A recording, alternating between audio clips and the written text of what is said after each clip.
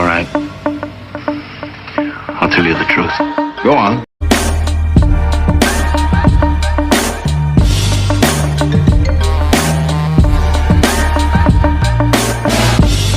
पिछले एपिसोड का रिकैप कर लेते हैं, जहां पे तोगा काफी ज्यादा जख्मी होती है, इसलिए ट्वाइस उसके 2 क्लोन्स बना देता है, जिससे सभी लोग को लगे कि तोगा मारी जा चुकी है। दूसरी तरफ रीड डिस्ट्रो की आर्मी काफी ज्यादा गुस्सा में आ चुकी होती है मिस्टर पॉलिटिशियन की वजह से। यहाँ पे सभी के सभी लोग स्पिनर को मारने के लिए दौड़ते हैं और स्पिनर को घायल भी कर देते हैं। स्पिनर अब काफी ज्यादा जख्मी हो चुका था।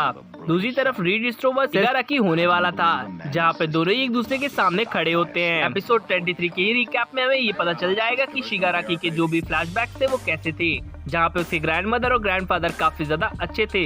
दूसरी तरफ मिस्टर सेप्टिक जो कि काफी ज्यादा परेशान हो चुका था, क्योंकि उसके पीछे पड़ गया था हमारा जायंट मैन जिसका नाम मैकेना है। यहाँ पे ये बंदा काफी ज्यादा ताकतवर हो चुका है और साथ ही रीड डिस्ट्रो अपने आप को ज्यादा से ज्यादा बड़ा कर रहा है, क्योंकि वो काफी ज्यादा स्ट्रेस में है।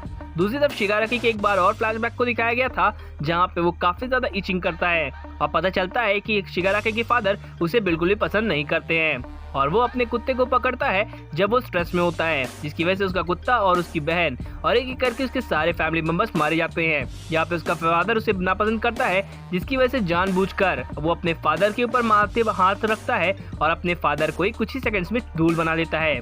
उसकी मदद सिर्फ अब मास्टर करते हैं, जो कि उसकी पावर्स को कंट्रोल करने में उसकी हेल्प करते हैं। और अब आगे एपिसोड 24 की स्टार्टिंग में ही हमें दिखा दिया गया था कि शिगाराकी की मदद कोई भी नहीं करता और जो कोई भी रुकता था शिगाराकी को देखने के बाद उसकी मदद नहीं करता था, जहाँ पे उसे कुछ और बंदे काफी ज्यादा बुली करते हैं और वो इन बातों से काफी ज्यादा परेशान हो चुका था, जहाँ पे मास्टर ने ही उसे इन सभी से बचने के लिए तरीके बताए थे और उसके बाद उसकी हेल्प भी की थी।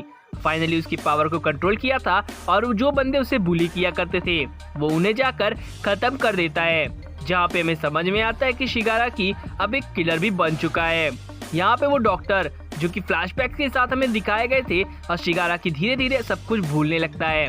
यहाँ पे मास्टर को दिखाया जाता है, जो कि बताता है तुम्हारा एक नया जन्म हुआ है, जैसे कि एक कैटरपिलर एक बटरफ्लाई बनने के पहले ककून बनाता है, ठीक उसी तरह तुम्हारा भी एक नया जन्म हो चुका है, जहाँ पे उसकी याददाश्त भी जा चुकी थी।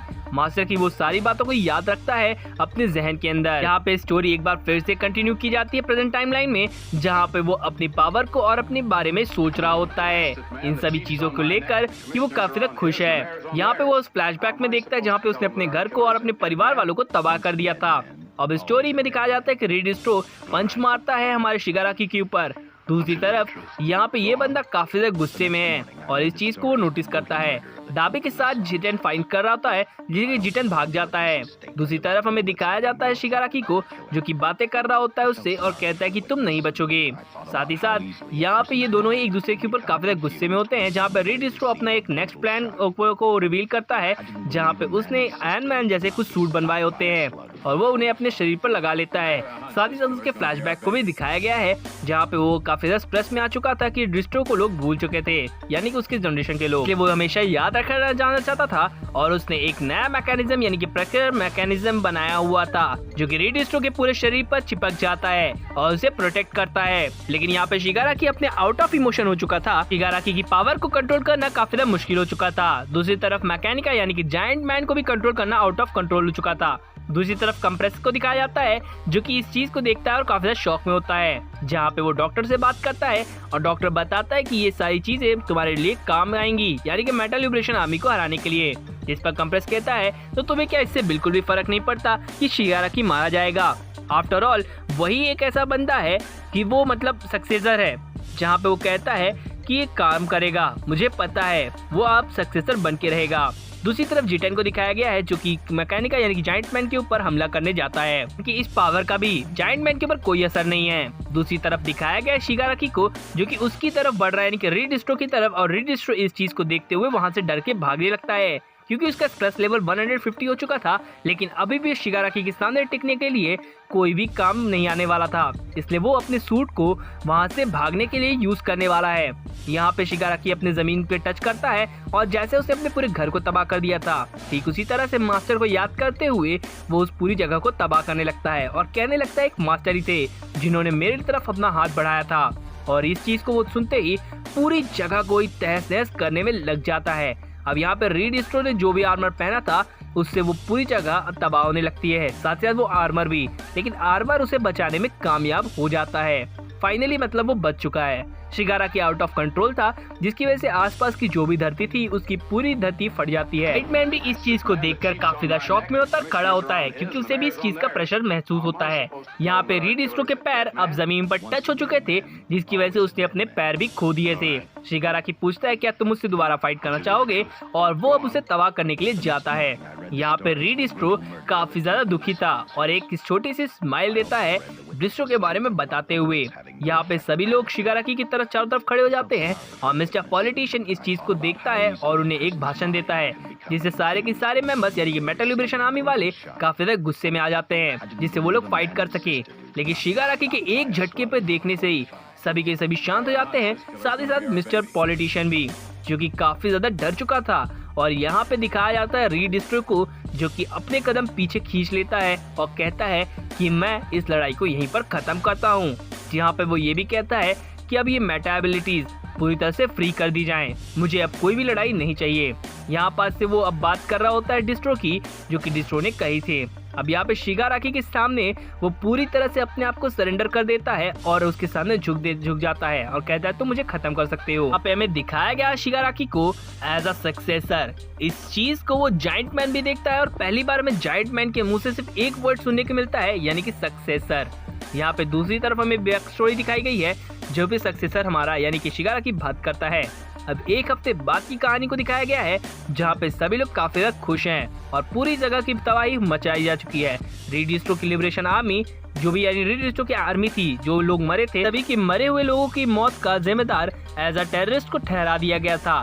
ये सारे अटैक्स टेररिस्ट हैं, इन सभी चीज का जिम्मेदार टेररिस्ट ने किया है, ऐसा मिस्टर सेप्टिक कहते हैं। सभी लोग इस बात से काफी ज्यादा खुश होते हैं कि मेटल लिबरेशन आर्मी ने उन्हें हरा दिया है, अब वो जा चुके हैं। लेकिन यहाँ पे कहानी कुछ दूसरी ही चल रही थी। सभी लोग बैठ के खा रहे होते हैं और ट्वाइस को लग रहा होता है कि तोगा मारी जा चुकी है, इसलिए वो उसकी याद में काफी ज्यादा फ्यूनरल कर रहा होता है। तोगा बोलता है कि मैं अभी भी जिंदा हूँ बेवकूफ। जहाँ पे मिस्टर सेप्टिक आते हैं और कहते हैं कि आप लोग को हमारे साथ चलना होगा, पर रीड स्ट्रो और शिगाराकी बैठे हुए हैं। ये लोग लिफ्ट का यूज करते हुए उस जगह पर पहुंचने की कोशिश करते हैं। वहाँ पे काफी ज्यादा भीड़ लगी होती है और एक जायंट मैन भी खड़ा होता है, यानी कि मैकेनिका, जहाँ पे ये लोग भाषण देते हैं मिस्टर पॉलिटिशियन के साथ। अब एक मेटल लिबरेशन आर्मी जो थी वो तो ऑलरेडी एक पागल ही थी, क्योंकि मिस्टर पॉलिटिशियन जो भी कहता था वो उसे मान लेते थे। अब यहाँ पे जो हमारा ये मेन कैरेक्टर यानी कि रीड स्ट्रो है और हमारा विलन यानी कि तोमुरा शिगाराकी, अब ये तो से फ्री हो चुके थे। अब यहाँ पे डॉक्टर को भी दिखाया गया है, जो कि इस बात से बहुत ज्यादा खुश है। और ये बात यहाँ पर काफी ज्यादा मतलब हैरान करने वाली है। न्यू टीम का नाम यानी कि रीड स्ट्रो और शिगाराकी की टीम का नाम है पैरानॉर्मल लिबरेशन आर्मी। अब ये विलेन लीग यानी कि ये नेम जो है काफी ज्यादा खतरनाक है और यही चीज आगे चलकर मूवी में दिखाई जाएगी, यानी कि वर्ल्ड हीरोज मिशन में। अब शिगाराकी चलते चलते गिर जाता है और वो अपने मन में बड़बड़ाता है, जो कि उसके कान में हेडफोन लगा होता है। लीग ऑफ विलन्स काफी ज्यादा चीप नाम लगता है। खैर यहाँ पे वो बोलता है कि अब मैं शायद लगभग मिनिमम लेवल तक पहुंच चुका हूँ। डॉक्टर कहता है हाँ, और तुम अपनी मेमोरीज को भी वापस गेन कर चुके हो। इस बात को सुनते ही वो कहता है एज अ प्रॉमिस्ड, जैसा कि उसने कहा था। अब यहाँ पे शिगाराकी अपनी फुल पावर या फिर कहूँ फुल पोटेंशियल को जान चुका था, इसलिए अब उससे पंगा लेना बेकार है। एपिसोड 24 की यही स्टोरी थी। अब प्रीव्यू कर लेते हैं एपिसोड 25 का, जहाँ पे शिगाराकी सभी लोग बैठ के प्लानिंग बनाते हैं। इसी तरफ हीरोज भी अपना एक नया इंफॉर्मेशन जानने के बाद वो लोग भी अपने एक नए प्लान के लिए काम करना चालू करते हैं, जिससे वो विलन्स के खिलाफ फाइट कर सकें, यानी कि पैरानॉर्मल के साथ। बच्चों की ट्रेनिंग अभी भी चल रही होती है यूए के हाई स्कूल स्टडीज की, और यहाँ पे हमें दिखाया जाता है हॉक्स को, जो कि इन सभी चीजों की टेंशन ले रहा होता है।